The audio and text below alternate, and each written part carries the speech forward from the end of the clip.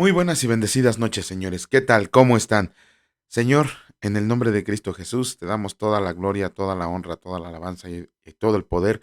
A ti que eres el único digno de recibirla, Señor. Gracias por tu bendita voluntad, por tu amor, por tu misericordia, por tu gracia, por todo lo que nos diste en este día, Señor, por todas las cosas buenas, por todas las cosas malas, porque sabemos que son permitidas por ti, Señor, pero es por tu gran misericordia y tu amor que nos quieres ver santificados en este camino que nos has puesto. Te agradecemos por este tiempo y te pedimos que hoy tu Espíritu siempre nos acompañe y que también, Señor, hoy se acerquen a ti muchos, muchos más, que doblen toda rodilla delante de ti y que toda lengua confiese que tú eres el único Dios y Salvador. Te alabamos y te bendecimos en el nombre de Cristo Jesús. Amén. Muy buenas noches, señores. ¿Qué tal? ¿Cómo están? Ya estamos de nueva cuenta aquí, diríamos, listos a iniciar la lectura. Vamos a hacer una pequeña recapitulación de los libros bueno, de los capítulos que leímos ayer. Ayer leímos los capítulos 23 y 24 del libro de Génesis, y en el 23 pues vemos algo un poco triste, la muerte de Sara, ¿no? A la edad de 127 años, vimos que murió la esposa de Abraham después de haberle dado a Ismael, perdón, a Isaac. Bueno, vemos que Abraham negocia con Efrón acerca de una cueva que tenían ahí en los montes de Macpela. Y esa cueva, primero, como todo buen comerciante, pues que es entre tú y yo, ¿no? Ahí tómala, es tuya. En realidad era como el inicio del estar, el famoso regateo, ¿no? Y luego que Abraham regateó con Dios, pues imagínense cómo era. Pero en realidad, cuando Abraham les dijo, no, yo no quiero deber nada, véndemela y tú dime el precio. Y este cuate Efrón le dijo 400 ciclos de plata, que era un dineral, con eso hubiera comprado toda la cordillera el buen Abraham. Pero Abraham no dijo nada. Abraham dijo, ok, perfecto, te la pago. Y se la pagó. Y con eso Abraham pudo enterrar a su muerta Sara. Pero no solo Sara descansa en ese lugar, también descansan los restos de Abraham, descansan los restos de Isaac, descansan los restos de Rebeca, descansan los restos de Jacob, los restos de, ¿cómo se llama esta? La esposa de, ay, no, Rea se llama, ajá, descansan también ahí esos restos. Lo único raro es que si quisiéramos visitar ese lugar, pues no se podría, porque en este tiempo, lo que está en ese lugar es una mezquita musulmán, ¿no? Bueno, en el capítulo 24 que vimos, ahí hay otra vez algo extraño, ¿no? Algo que quien no conoce la palabra de Dios podría interpretarlo así como que, ah, hijo, ¿y esto de dónde lo sacaron, no? El juramento que hace el criado de Abraham, con el mismo Abraham, cuando Abraham le pide que meta su mano en su muslo para que dé cumplimiento a ese juramento. Ese juramento se llama juramento de posteridad. Y si leemos Génesis 46, por aquí lo anoté, pero ya se me borró el cassette. Bueno, está en Génesis 46, ese lo vamos a ver más adelante, cómo la palabra dice que los hijos descienden de los muslos o de los lomos. Ajá, porque siempre los estamos cargando a los hijos y no es malo, digo, no, bueno, cuando hay un hijo ahí medio, tengo un gallito, cuando hay un hijo ahí medio rebelde, pues sí se vuelve una carga, pero en realidad siempre debemos de estar viendo por los hijos. Entonces, cuando el criado mete la mano debajo del muslo de Abraham, le está aceptando que si no cumple con lo pactado, los hijos de Abraham o los hijos de la persona con la que está pactando tuvieran todo el derecho del mundo de cobrar venganza por ese juramento no cumplido. Pero bueno, ya que vimos que el criado metió la mano debajo del muslo, inmediatamente se fue en busca de la esposa para Isaac, de donde Abraham se lo había pedido, ¿no? De allá de uno de sus hermanos, de su hermano Nacor, y que llegó y él le oró al Señor, le dijo que si la mujer a la que le pidiera agua y que la mujer le dijera, toma todo mi cántaro y además voy a sacar agua para tus camellos, realmente se oye algo sencillo, ¿no? Pero imagínense la fuerza de Rebeca, si llevaba 10 camellos, hagan de cuenta que tendría que haber llenado aproximadamente 6 barriles, ¿no? De esos grandes, para que pudieran beber esos 10 camellos. Y los llenó, y esa fue la muestra que Dios le dio al criado de Abraham para que identificara a la esposa de Rebeca. Ahí vimos cómo aparece un personaje llamado Labán, que lo vamos a ver más adelante con Jacob, ¿no? Medio engañador el Labán, ¿no? Medio abusadillo. Aquí Bueno, ya cuando hicieron todo ese mercadeo, dice la palabra que el criado regresó con Rebeca y que a lo lejos ambos se vieron, tanto Rebeca como Isaac. Y Isaac cuando la vio, dice la palabra, que sin conocerla, se casó con ella y la amó. Eh, les comentaba que yo les iba a rendir un poco testimonio, un pequeño testimonio acerca de que me pasó lo mismo que este Isaac con mi esposa, ¿no? Cuando yo por primera vez vi a mi esposa, cuando la vi así por primera vez, dije, de aquí soy. No, yo no tuve duda, yo desde que la vi, la amé. Me costó 2 años convencerla de que yo era el indicado para ella y llevamos ya 9 años de feliz matrimonio, claro, con sus altas, sus bajas, con todos los problemas inherentes de un matrimonio, pero lo que sí puedo decir es que yo la amo como la amé desde el primer día que la vi, ¿no? Y conforme la fui conociendo, su inteligencia, su amor, su comprensión, su mano dura para que yo me vaya por la derecha, han sido los alicientes para que yo la ame cada día más. Siempre le digo que hoy la amo más que ayer y un poco menos que mañana. Siempre, siempre le estoy diciendo eso. Pero bueno, si ustedes varones, y esto va dirigido a los varones, si ustedes no van a amar a su esposa de esa manera, o a la mujer con la que pretenden unir su vida, mejor no se casen. Mejor búsquense a alguien más, acorde a ustedes, porque el matrimonio es para toda la vida. El matrimonio es de valientes, el matrimonio no es para payasos, el matrimonio es un compromiso no ante los hombres, es ante el Señor. Y cuando el Señor ponga en su camino a la ayuda idónea que ha determinado para ustedes, la tienen que amar como Cristo amó a la iglesia. ¿Cómo? Dando la vida por ellos, ¿no? Pero bueno, a grandes rasgos, eso fue lo que vimos el día de ayer en los capítulos que leímos. Y pues vamos a comenzar. Discúlpenme ustedes esta tos que no me deja. Vamos a comenzar con la lectura de los capítulos del día de hoy. También solamente nos tocan 2 capítulos, el capítulo 25 y el capítulo 26. Y vamos a empezar con la lectura del capítulo 25. Escrito está: los descendientes de Abraham y Setura. Abraham tomó otra mujer, cuyo nombre era Setura, la cual le dio a luz a Simram, Joxán, Medán, Madián, Isbac y Sua. Y Joxán engendró a Seba y a Dedán, e hijos de Dedán fueron Asurim, Letusim y Leumim, e hijos de Madián, Efa, Efer, Anoc, Abida y Elda.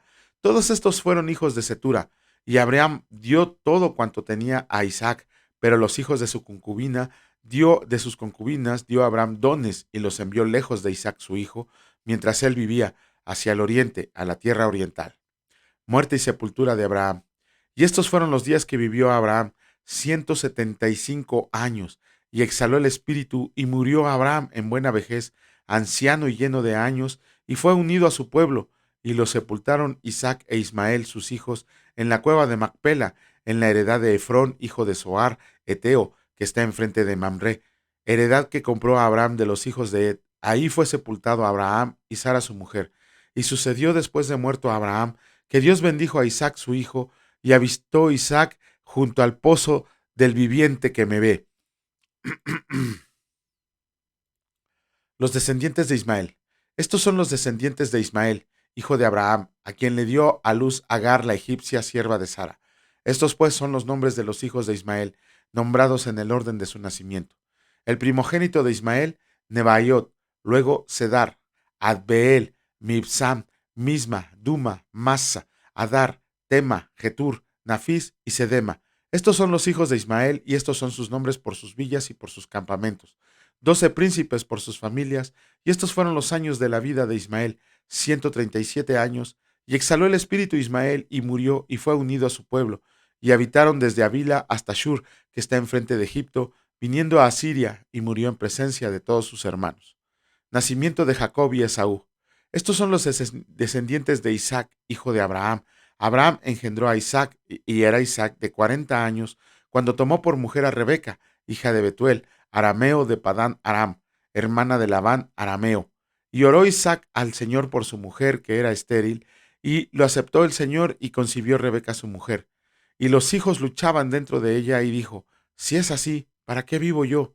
Y fue a consultar al Señor, y le respondió al Señor: 2 naciones hay en tu seno, y 2 pueblos serán divididos desde tus entrañas. En un pueblo será más fuerte que el otro pueblo, y el mayor servirá al menor. Cuando se cumplieron sus días para dar a luz, he aquí había gemelos en su vientre, y salió el primero rubio, y era todo velludo como una pelliza, y llamaron su nombre Esaú. Después salió su hermano, trabada su mano al calcañar de Esaú, y fue llamado su nombre Jacob, y era Isaac de edad de 60 años cuando ella los dio a luz. Esaú vende su primogenitura. Y crecieron los niños, y Esaú fue diestro en la casa, hombre del campo. Pero Jacob era varón quieto que habitaba en tiendas. Llamó Isaac a Esaú porque comía de su casa, mas Rebeca amaba a Jacob. Y guisó Jacob un potaje, y volviéndose Esaú del campo, cansado, dijo a Jacob: Te ruego que me des a comer de ese guiso rojo, pues estoy muy cansado. Por tanto fue llamado su nombre Edom. Y Jacob respondió: Véndeme en este día tu primogenitura. Entonces dijo Esaú: He aquí yo me voy a morir. ¿Para qué, pues, me servirá la primogenitura?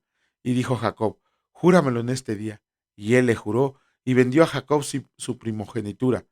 Entonces Jacob dio a Esaú pan y del guisado de las lentejas, y él comió y bebió, y se levantó y se fue. Así menospreció Esaú la primogenitura. Isaac en Gerar. Después hubo hambre en la tierra, además de la primera hambre que hubo en los días de Abraham. Y se fue Isaac a Abimelec, rey de los filisteos, en Gerar, y se le apareció el Señor y le dijo: No desciendas a Egipto, habita en la tierra que yo te diré.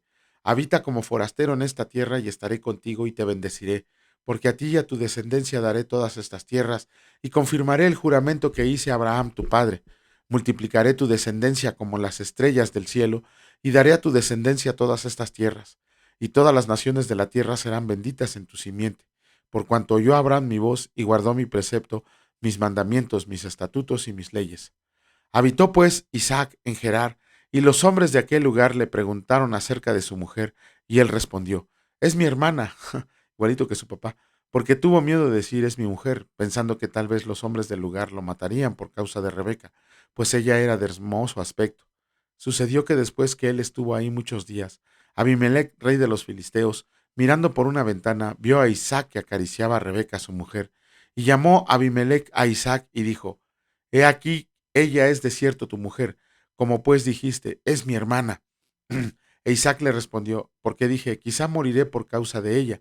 Y Abimelec dijo: ¿Por qué nos has hecho esto? Por poco hubiera dormido alguno del pueblo con tu mujer, y hubieras traído sobre nosotros el pecado.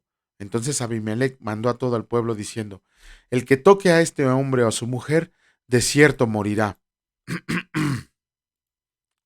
Y sembró Isaac en aquella tierra, y cosechó aquel año 100 por 1, y le bendijo el Señor. Y el varón se enriqueció y fue prosperado, y se engrandeció hasta hacerse muy poderoso, y tuvo hato de ovejas y hato de vacas, y mucha labranza. Y los filisteos le tuvieron envidia, y todos los pozos que habían abierto los criados de Abraham su padre en sus días, los filisteos los habían cegado y llenado de tierra. Entonces dijo Abimelec a Isaac: apártate de nosotros, porque mucho más poderoso que nosotros te has hecho. E Isaac se fue de ahí y acampó en el valle de Gerar y habitó ahí. Y volvió a abrir Isaac los pozos de agua que habían abierto en los días de Abraham su padre, y que los filisteos habían cegado después de la muerte de Abraham, y los llamó por los nombres que su padre los había llamado. Pero cuando los siervos de Isaac cavaron en el valle y hallaron allí un pozo de aguas vivas, los pastores de Gerar riñeron con los pastores de Isaac, diciendo: El agua es nuestra. Por eso llamó el nombre del pozo Esec, porque habían altercado con él. Y abrieron otro pozo y también riñeron sobre él, y llamó su nombre Sitna. Y se apartó de ahí y abrió otro pozo, y no riñeron sobre él, y llamó su nombre Rehobot. Y dijo: Porque el Señor nos ha prosperado y fructificaremos en la tierra. Y de ahí subió a Berseba, y se le apareció el Señor aquella noche, y le dijo: Yo soy el Dios de Abraham, tu padre. No temas, porque yo estoy contigo, y te bendeciré, y multiplicaré tu descendencia por amor de Abraham, mi siervo. Y edificó ahí un altar, e invocó el nombre del Señor, y plantó ahí su tienda. Y abrieron ahí los siervos de Isaac un pozo. Y Abimelec vino a él desde Gerar, y a Usat, amigo suyo, y Ficol, capitán de su ejército, y les dijo Isaac: ¿Por qué vienen a mí? ¿Por qué me han aborrecido y me echaron de entre ustedes? Y ellos respondieron: Hemos visto que el Señor está contigo y dijimos, hay ahora juramento entre nosotros, entre tú y nosotros, y haremos pacto contigo que no nos hagas mal, como nosotros no te hemos tocado, y como solamente te hemos hecho bien y te enviamos en paz. Tú eres ahora bendito del Señor. Entonces él les hizo banquete, y comieron y bebieron, y se levantaron de madrugada, y juraron el uno al otro, e Isaac los despidió, y ellos se despidieron de él en paz. En aquel día sucedió que vinieron los criados de Isaac, y le dieron nuevas acerca del pozo que habían abierto, y le dijeron, hemos hallado agua, y lo llamó Seba. Por esta causa el nombre de aquella ciudad es Beerseba hasta este día. Y cuando Esaú era de 40 años, tomó por mujer a Judith, hija de Beeri, Eteo, y a Basemat, hija de Elón, Eteo, y fueron amargura de espíritu para Isaac y para Rebeca. Bueno, con eso terminamos la lectura de los capítulos del día de hoy, y pues vamos a continuar con la lectura del Evangelio de Mateo. En esta ocasión también es muy cortita la lectura, nos toca el capítulo 8, pero nada más los versículos 1 al 27. Pero ¿qué vimos ayer? Ok, vimos algo, híjole, esto está tremendo por las palabras de Jesucristo que vamos a ver ahorita. Eh, Primero que nada tenemos que comprender que el verdadero discipulado, volvernos discípulos de Cristo, seguidores de Cristo, tiene demandas muy estrictas, muy, muy estrictas, y pocos la aguantan. ¿Por qué? Porque exige disciplina, esfuerzo, dedicación, estudio, mansedumbre, humildad, servicio, entre muchas otras cosas, el hacer la voluntad del Señor, el discernir, el estudiar la palabra diariamente. El verdadero discípulo de Cristo en realidad se vuelve un esclavo de Cristo, un esclavo y un esclavo dedicado, un esclavo trabajador. No cualquier persona la aguanta. Ajá, de hecho Jesucristo nos manda que seamos discípulos, de Él, nos manda que seamos discípulos de Él, pero pocos aguantan, ¿no? Volverse discípulo de Jesucristo. Ujú. Pero dentro de esas palabras, por allá entre los capítulos 15 y 20, vemos que Jesucristo nos hace una advertencia acerca de la aparición de los falsos profetas, los falsos pastores. Ajá. Y el Señor Jesús nos dice que los tenemos que identificar por sus frutos. Todos estos falsos profetas, estos falsos maestros, estos falsos pastores, se tienen que identificar por sus frutos. ¿Por qué? Porque estas personas, todas estas malas bestias, como diría Pablo, estos glotones, traen solamente un evangelio light, un evangelio que se acomoda al mundo, un evangelio, ¿cómo se llama? Que le acomoda al mundo, cuando es el mundo el que se tiene que acomodar a la palabra de Dios. De hecho, hace rato mi esposa y yo tenemos el honor de que mañana vamos a recibir a un muchacho, a un varón de Dios, al cual estamos discipulando, ¿no? Y precisamente él tiene un llamado muy fuerte al evangelio y al pastorado, al evangelismo y al pastorado, y él se quiere preparar súper bien. Entonces, de manera personal lo vamos a preparar, y precisamente vamos a empezar con cuál es el verdadero evangelio. ¿Cuál es el verdadero evangelio de Jesucristo? ¿Cuántos evangelios hay? El evangelio de Pablo, el evangelio de Dios, el evangelio del reino, el evangelio de Jesucristo. Y todos esos los tiene que conocer. Sin embargo, los falsos maestros te traen un evangelio que te dice, no te preocupes, Dios te ama y te va a bendecir, ¿no? Nunca te dice, pero sí, aborrece el pecado. Son esos falsos pastores, falsos maestros que te exigen un diezmo, que te exigen una ofrenda. Ajá, son los que manipulan tu vida y tu fe. De hecho, hace rato mi esposa y yo también estábamos platicando acerca de esto, en el sentido de que a este siervo del Señor indigno, el Señor lo seleccionó para llevar la palabra a personas duras, ¿no? Por la vida que llevé, por la vida que tuve, el Señor me seleccionó para llevarle el evangelio a personas duras, a personas de reclusorio, a personas con adicciones, a personas totalmente deshechas. Para eso fui llamado, entre muchas otras cosas, ¿no? Este, y estábamos viendo que bueno, ¿por qué el Señor nos eligió? Porque podemos estudiar cómo son estas gentes, ¿no? O sea, tenemos ese talento, ese don que el Señor nos dio para ver quién es el necesitado, quién es el desobediente, quién es el temeroso, quién es el que está en ese momento apto para recibir el evangelio, quién solamente está ahí por la comezón de escuchar, todo eso. De la misma manera actúa un falso pastor, pero para beneficio propio, no para beneficio del Señor, porque él va a ver a la gente y va a ver sus necesidades y a partir de esas necesidades va a mercar. ¿Por qué? ¿Cuántos de nosotros necesitamos salud? ¿Cuántos de nosotros necesitamos una sanación? ¿Cuántos de nosotros estamos en problemas? Y lo que queremos es que alguien venga y nos diga, no te preocupes, el Señor te va a dar, ¿no? Si tú me das 100 pesos, el Señor te va a multiplicar 1000, ¿no? Y lo he visto en iglesias, créanme, lo he visto en iglesias. Vengan aquí y déjenme 1000 pesos y van a ver que cuando salgan el Señor les va a dar 10,000, les da 10,000 coscorrones, ¿no? Porque no están viendo que solamente están siendo sujetos de falsos pastores y falsos maestros, ¿no? Este, eh, miren, esto es muy delicado porque hay muchos de esas malas bestias, de esos espíritus inmundos que profetizan en el nombre del Señor, ¿no? Que lo vimos ahora en Año Nuevo. Yo te profetizo que este año es el año de tu victoria. ¿Y quién carajos les dijo que para eso es la profecía? Vimos en Apocalipsis que el espíritu de la profecía es Jesucristo. No tendría por qué haber una profecía acerca de ti. La profecía es para Jesucristo. Ajá, y si bien no dudo que haya profecía en estos tiempos, no es un don permanente, no es que se les esté dando profecía y profecía cada rato. Luego también por ahí vemos a los que tienen poderes milagrosos, ¿no? Sobre todo, esto se da mucho allá en esos países africanos, en esos países donde hay mucha necesidad, en donde abusan de la gente, realizando supuestos milagros. Váyanse a buscar en internet milagros de esos pastores y son paleros, ¿no? Son paleros en realidad. Vemos ahí a la gente que, ¿cómo se llama? Que cae presa de ellos cuando ven que están realizando un supuesto milagro sin saber que es un palero. Y se los digo como testigo, porque a una de mis sobrinas la seleccionaron para que un pastor hiciera un milagro de esa naturaleza y le iban a pagar dinero. No, no pasó la prueba porque siempre se estaba riendo mi sobrina, ¿no? Pero esos pastores traen paleros, no hacen milagros, ¿no? Este, pero miren, hay algo en la palabra de Dios eh, que nos enseña a poner a prueba a estas personas y esto lo tienen que usar ustedes y lo tienen que discernir. El Señor Jesucristo manda que pongamos a prueba a estos personajes, ¿no? A estos falsos profetas, a estos falsos maestros, a estos falsos pastores. ¿Por qué? ¿Cómo los podemos poner a prueba?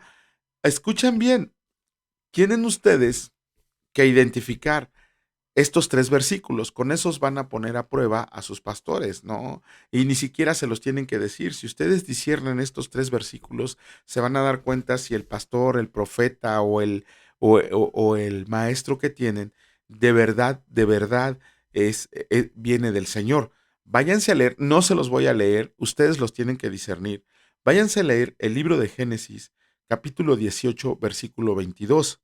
Váyanse a leer el libro de Isaías, capítulo 8, versículo 20, y váyanse a leer la primera epístola de Juan, capítulo 4, versículos 1 al 3.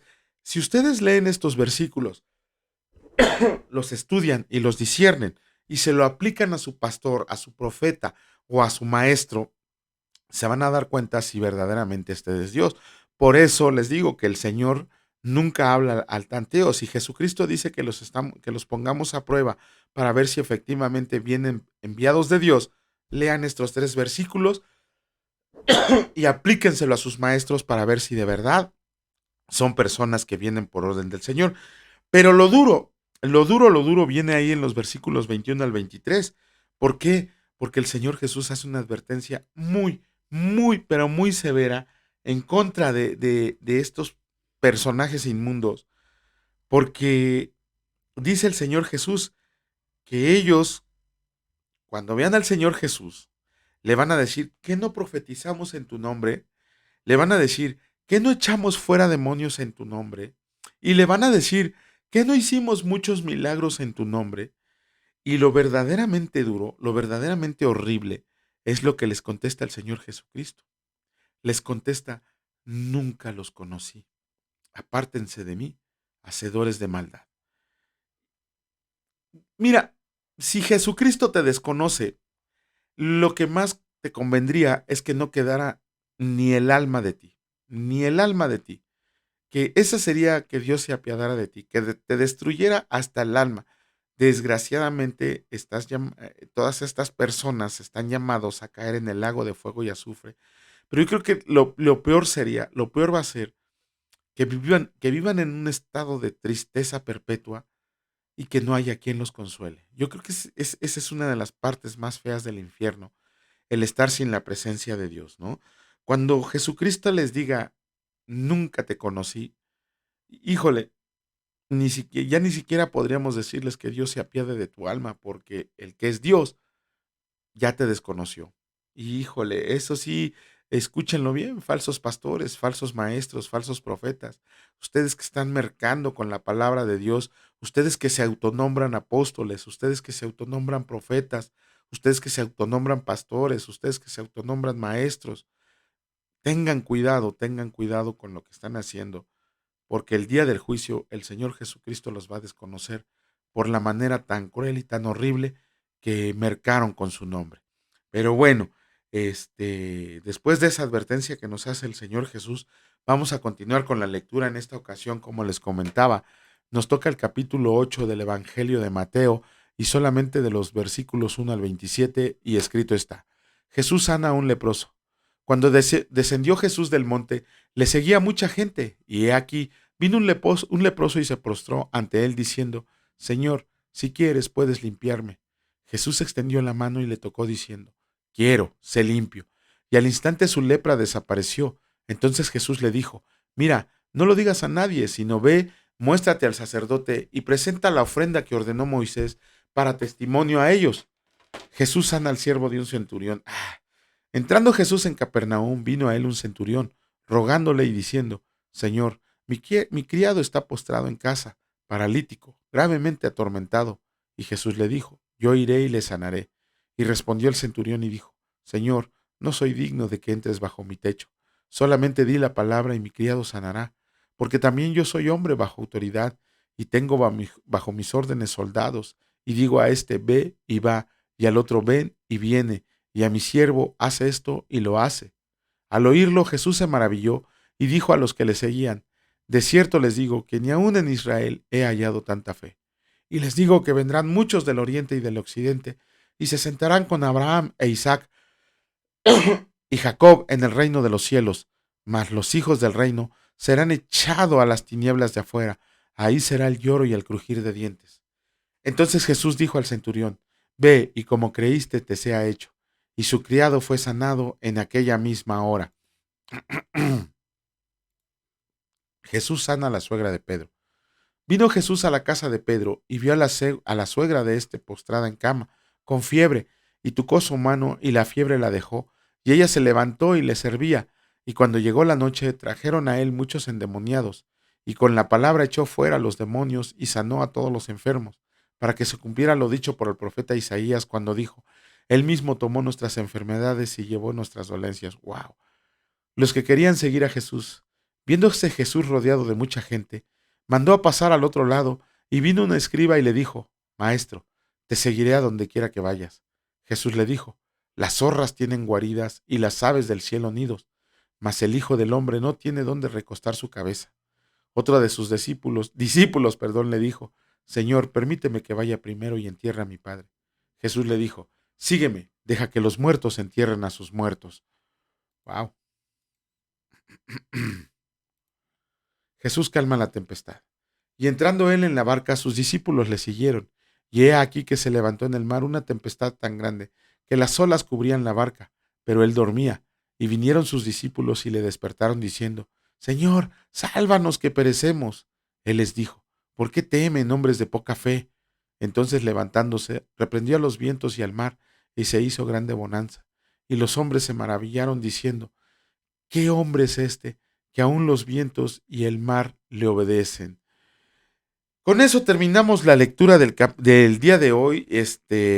Ya mañana, si Dios lo permite, estaremos haciendo un comentario, grande, chico, mediano, no lo sabemos. El Señor nos dirá cómo haremos el comentario. Y pues vamos a darle gracias a Dios, Padre, en el nombre de Cristo te damos muchas gracias, Señor, por tu amor. Gracias por las bendiciones que nos diste, gracias por el alimento espiritual, Señor. Gracias por el alimento físico. Te agradecemos infinitamente porque nos cuidaste, Señor, nos resguardas en tu casa, porque a los que venimos de regreso del trabajo, porque a los que vamos a la escuela, a los que vamos a trabajar, sabemos que vamos contigo porque tú nos proteges, nos cuidas, nos guías, nos das un buen camino, que todo lo que pasa está permitido por ti, Señor, y que siempre, siempre, siempre tengas en cuenta que nuestro corazón está a tu servicio. Te pedimos, Señor, que el día de mañana nos sea aún más bendecido que el día de hoy, Señor.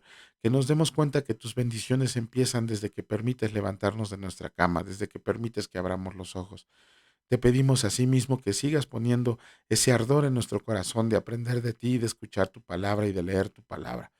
Te pedimos, Señor, que nunca, nunca tu espíritu se aparte de nuestro lado y que siempre, siempre estemos en constante comunión contigo. Te alabamos y te bendecimos en el nombre de Cristo Jesús. Amén. Que Dios los bendiga, señores, y si Dios lo permite, nos vemos el día de mañana. Descansen, hasta luego.